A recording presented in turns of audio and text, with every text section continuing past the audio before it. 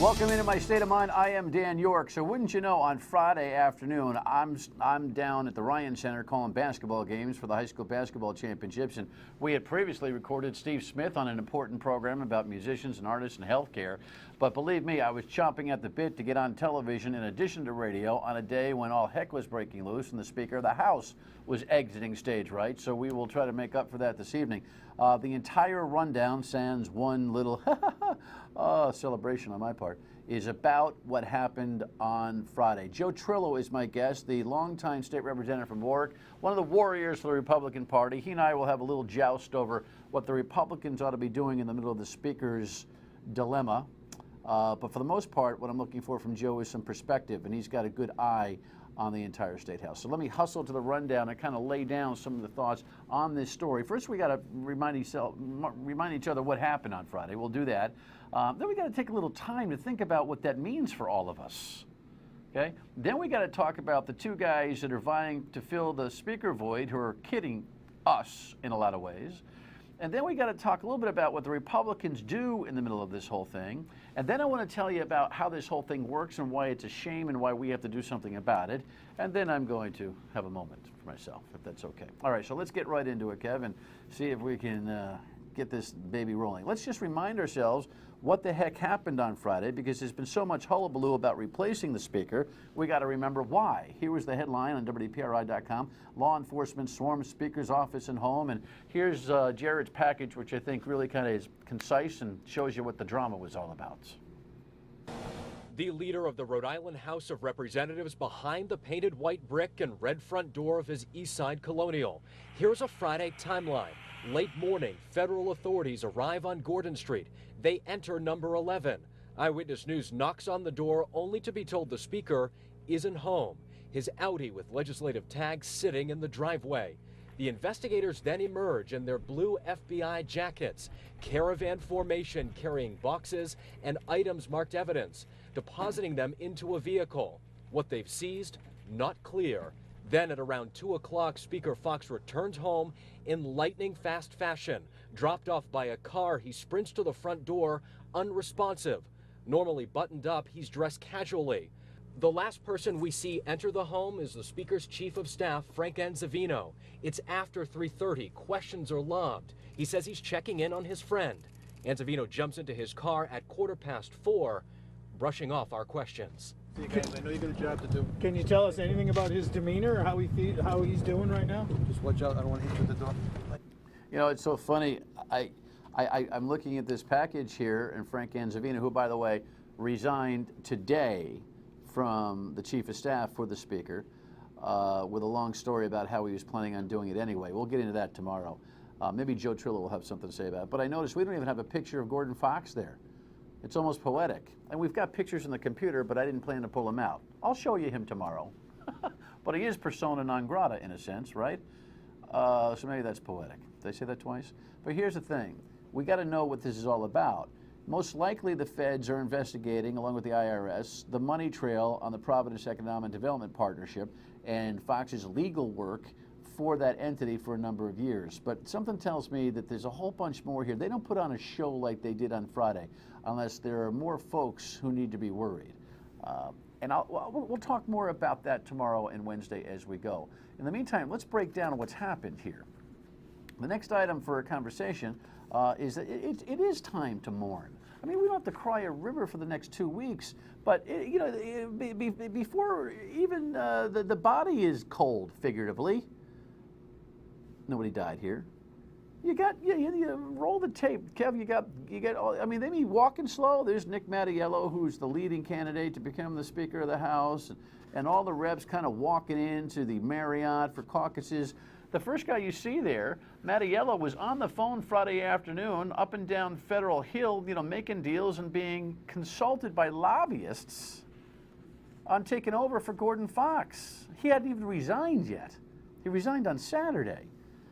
We need to take. Could we have had some leadership from everybody who's interested in leading, saying, "Listen, why don't we have a moratorium on discussing this stuff publicly until we soak in the idea that Rhode Island has actually lost its House Speaker?" They're like rabbits, man. You know what I mean? Not good. But anyway, since we're not going to get that, the who's kidding who question comes up here, and you got to be kidding me with this. Michael Marcello, who heads up the House Oversight Committee. How many times have I been here telling you about how oversight on 38 Studios has been an absolute sham? How piling up paperwork this high is hardly the kind of police thyself action that the General Assembly and the House of Representatives specifically ought to be taking. Well, lo and behold, now he's a candidate for Speaker. And he tells Gene Valicenti on the WPR Morning News this morning about all the things he's going to do. And listen to the last little item. I pledge in the next 30 days to bring up the following votes: payday lending, master lever, ethics reform, judicial nominating reform. In 30 days, those votes, including beginning and give the Oversight Committee subpoena power and begin real hearings on 38 Studios. How dare he? Now we're going to get real hearings? You didn't have the gumption to tell the Speaker of the House that we needed real hearings while he was there? Now that he's gone, and because he's at the center, because it was Fox who led a stealth vote that authorized the funding on 38 Studios. Now because he's gone, the witch is dead, the witch is dead, ding dong, the wicked witch is dead. Now we can have some hearings. Come on, man. Sell it to the Air Force. You got to be kidding me. And then there's Mattiello, and he's all, well, listen to him. He's the other guy that's going to get a chance. My responsibility as the House Majority Leader is to lead, and I try to lead in every situation that is presented to me. We're going to have a session Tuesday. This state needs leadership. This House needs leadership, and I intend to bring that leadership to the House of Representatives. Any chance, Nick, that you could tell the general public what it is that you're doing behind closed doors to make this thing happen? What issues you're promising to support or not to support? What kind of topics of conversation might be going on? Between the two of them, I'm already up to here. Now, Nick Mattiello is scheduled for the program on Thursday. And Mr. Marcello, why don't you come, if not Thursday, sometime this week, and tell me about how we're really going to have a 38 Studios investigation for the first time.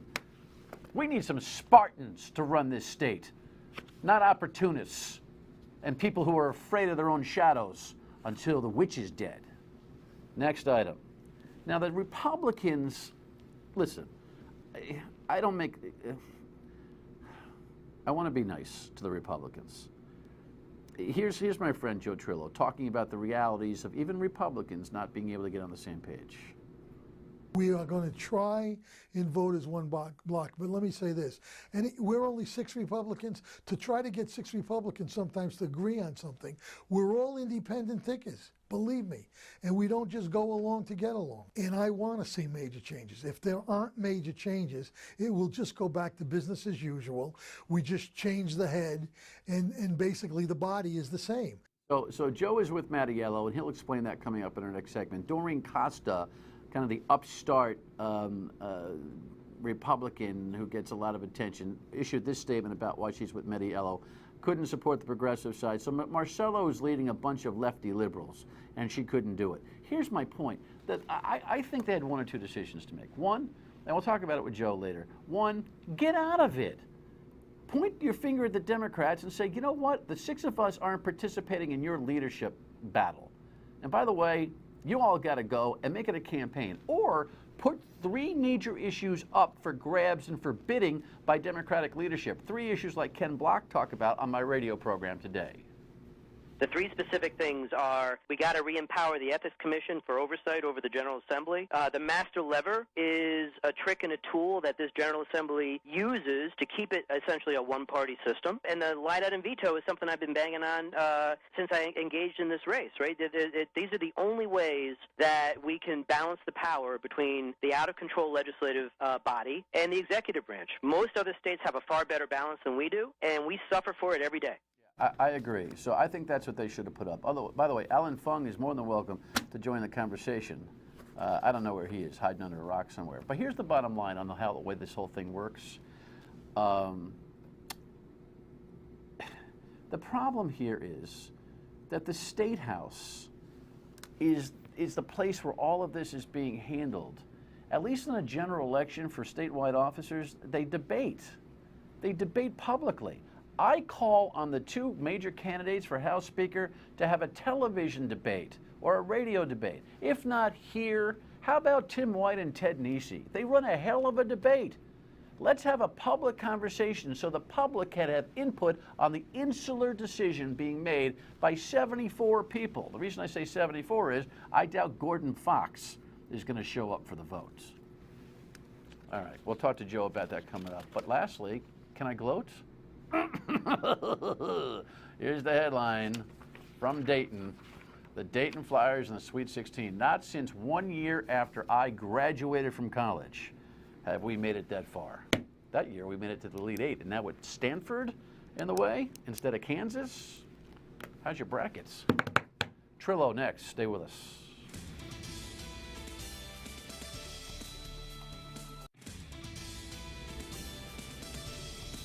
So there are the scenes outside the Speaker's house, which of course the Speaker's house and the House Speaker's office in reverse. Somewhat harrowing, I think, for folks in the legislature and for Rhode Island. Let's go to the bridge here, Kev, and just check the headline out, which is really the reminder of what our conversation is all about. He resigned on Saturday. Joe Trillo is my guest, and I am remiss because one of the best shows on television is Trillo Talks. And it is. It's a great show. If you care about what's going on, your efforts to keep people informed have always been terrific. And so as Joe just told me, a lot of your guests are boring. How come I haven't been here? I deserve that. I promised I would never be boring with you. You've never been boring on anything, my friend. Good to see you. All right, let's get down. Let's talk about the GOP first, and then I want your perspective. So a couple of minutes on this. I don't understand why you guys couldn't get, you need a party leader. Not that you're not a leader, but someone outside that legislative group to say, all right, guys, sit down. This is an opportunity to point to the Democrats and showcase the state. What? Let the state understand. First of all, you don't have, and I heard somebody talking today on PRO that was saying that the chairman of the Republican Party should have been involved. No, you don't have anybody involved. It's the minority leader. I'm the minority whip. It's amongst the caucus. In a real party, wait a second. In a real party, a chairman can come in and say, all right, you guys. Not in a speaker's race. A speaker's race is really, we know the players. He doesn't know the players. I know everybody that was in this race that talked about being in the race. I'm talking about the politics of the party, not, see, you're already into the race. I'm talking about the general well-being of the party. If we need a two-party system, the party needs every opportunity to point out product differentiation. So you're saying that we as the GOP representatives in the House should have done this purely politically to benefit the party and not the taxpayers in the state of Rhode Island. Stop that. Isn't that very Let me ask, are you telling disingenuous of you? Okay, now we're getting after it. Come on. Here, look. If a two-party system is important to the general quality of life of the people of Rhode Island, here's an opportunity to point out that the party in charge is screwed up. What, do you think you're going to get over me on that? No, you're right. It's an opportunity to do that. Anyway, you didn't do it. But there's a bigger opportunity here, Dan, and that's what I'm trying to show you. There's a bigger opportunity. The bigger opportunity is to let's have some of the good legislation that the Republicans have been trying to push through this state that'll turn the state around. Let's get it up on the forefront and let's let them start to listen to us instead of lobbing grenades. What is the legislation? Is it like the three things Block was talking about? It's what do you want? It's everything that Block was talking about. It's also trying to concentrate on keeping people in this state. We've got people moving out that can contribute to our tax base on a daily basis. We need to lower the death tax. We need to get rid of the inheritance tax. I will agree with you on every issue you'll bring to the table, I bet. Every single one. Here's my question. What are you going to get when Mattiello, blows it out by 47, 48 votes, and everyone folds under, and they forget about you next week? The bottom line is, if they forget about us, we will be in their face and remind them we were there with you. But Mattiello is not on record, at least publicly. If you couldn't tell them all to go screw, What you could have done is said, here are the 3 issues publicly. Someone bid for our 3 issues. You haven't even done that. So Mattiello's not even out there saying, I promise you this for your votes. One of the things about politics is your word is your bond. And the minute you give up your word, you're worthless. Now, am I expecting everything from everybody? No. But I am expecting a seat at the table. I'm expecting to be heard and seriously considered on the issues that'll turn the state around. All right, so there you have the Republican position in this. End of that conversation. When we come back, I'm going to calm them down, and we're going to have a little conversation about perspective, because in addition to being a player, he's a pretty smart observer. Stay with us.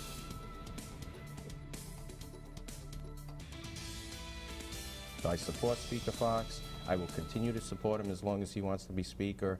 When he decides to retire from the position, I am in fact interested, and I'm honored that my name comes up every now and then. He's not so tentative now.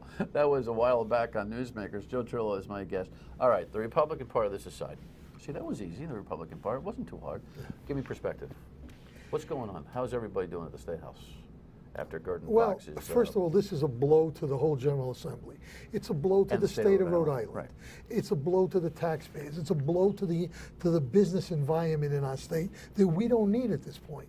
That's why it's so important that this new leadership team, with Mattiello heading it up, okay, we come out strong and send a message that we're changing. We're no longer going to be the progressive operation we've been for the last 3 years, where our primary purpose was to pass gay marriage.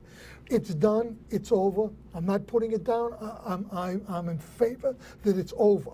Let's get on with the agenda of bringing in some things that are going to bring in jobs and bring in business. What's in the hopper? Nothing. By the way, I still There's think, a lot in the hopper. Joe, we have got to puree this General Assembly. We have got to get the answers on 38 Studios, get it out of the way. It's all set. What do you mean it's all set? It's all set. Do you think now that they have all those records and files, you have all these departments in it, an oversight committee at the State House, even if it had unlimited power, cannot do what the Rhode Island State Police can do? You think this is part of 38? Oh, I know it is. What do you mean?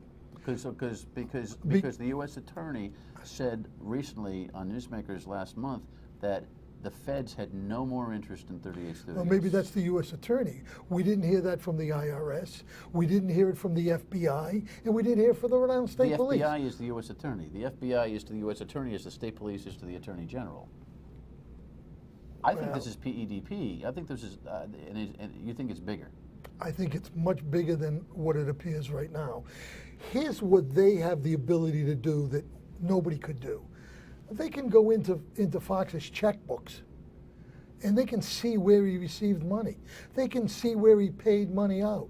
I mean, there's probably a paper trail that nobody would be able to get. So I'm confident that if there's anything with 38 Studios there, that's going to come out. Well, it's interesting and, that you're and I saying think this. there's other things. I think it's somewhat news-making that a leader of the Republican Party thinks that this might be 38 involved. I still think the General Assembly needs to police itself better, and Marcello suggesting to have real hearings now is a red herring and a joke. Yeah. Don't you agree? He's $1 late and a day short. You're not kidding. But if you think, see, a lot of people are interpreting the state police were escorts for the feds and the IRS the other day. Are you thinking maybe that it was actually the state police who were being escorted by the feds and the IRS, that it's more of a state police-driven investigation? I don't want to speculate on that. I don't really know the details. All I'm hearing is what you're hearing. But, you know, I'm hearing it from different people, and I'm told that it's going to go in the direction of 38 Studios. It's going to go with what he did for the city of Providence, and that, you know, that's what's going to happen. Well, then it ain't going to be just him. I don't think it is just him. I don't think this investigation is... And so let me ask you this. Why would you support, forget the party politics, why would you support, I'm not suggesting Nick Mattiello is in trouble by any stretch of the imagination, but why would you support the right-hand guy of the guy who's jammed up, period? Isn't that a problem? You have to understand politics to the nth degree. Sometimes people that don't think alike partner up for leadership and for electability. And I think what you saw happen when Mattiello partnered up with Fox, they were really the odd couple.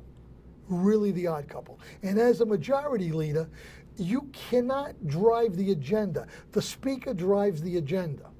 The majority leader has to take his directions from the speaker. You sound bullish on Mattiello's leadership, are you? Mattiello has business expertise. He's a lawyer. He has business expertise. His family was in business. Mattiello gets it. He gets it. Now, what he does with it remains to be seen. But I know that if you said to me, who could you put in that position other than me, and the chances of me being speaker, that's not going to happen. Keep working, Joe. Keep working. All right, bottom line, tomorrow the vote? Tomorrow the vote. Is it going to be a little bit of a circus on the floor? I don't think it'll be much of a circus. I think what you're going to see is a vote of probably 50 to 25, maybe 5 abstaining or 4 abstaining. And then do they all roll in behind for unanimity or that kind of thing? Well, I'm thinking if they're going to roll in, they're going to roll in on the vote. We know he has the vote. All right. Interesting. I was in the room. I saw the count. All right. Come back, will you? I will. I'll, Invite me back. I guess I've been late. Mad at me. We'll be right back. Stay with us. The problem with you is that you don't know politics. That's my best Joe Trillo. Your state of mind, 228-1886, state of mind at MyRateTV.com. You know, email me, tweet at me. Here's an email. It was interesting. You were asking about the one big thing that could fix the state? My answer is in the next 2 elections, vote against all the incumbents and professional politicians running for office. Gee, Charlie, I could have had a V8. That never happened. You don't know anything, Charlie. You don't know anything about politics. More politics tomorrow at 7:30 on my state of mind. Get out of here.